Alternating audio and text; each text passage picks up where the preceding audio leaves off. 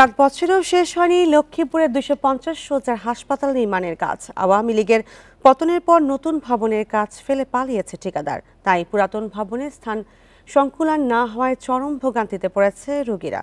প্রকল্পের মেয়াদ বাড়িয়ে শিগগিরই কাজ শুরু হবে বলে জানান গণপূর্ত বিভাগের কর্মকর্তারা।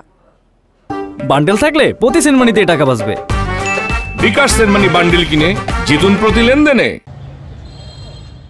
2017 সালে 100 শয্যার সদর হাসপাতালকে 250 শয্যায় উন্নীত করার ঘোষণা দেয়া হয়।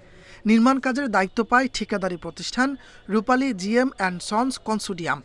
খরচ ধরা হয় 35 কোটি 36 লাখ টাকা।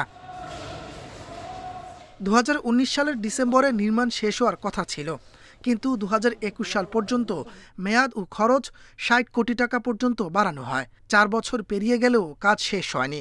এরপর 5 আগস্ট সরকার পতনের পর কাজ ফেলে পালিয়ে যায় ঠিকাদারি প্রতিষ্ঠান।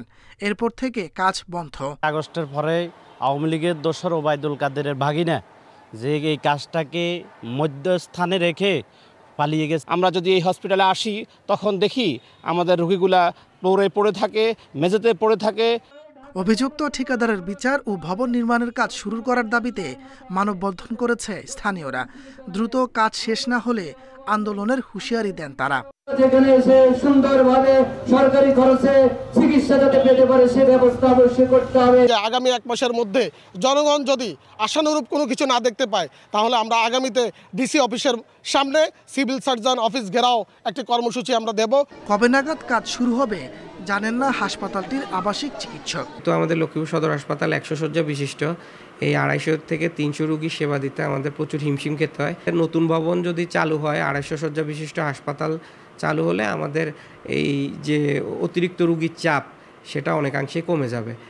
এদিকে গণপূর্ত বিভাগের কেউ ক্যামেরার সামনে কথা বলতে রাজি হননি। প্রকল্পটির 80% কাজ শেষ হয়েছে বলে জানিয়েছে কর্তৃপক্ষ। Independent news.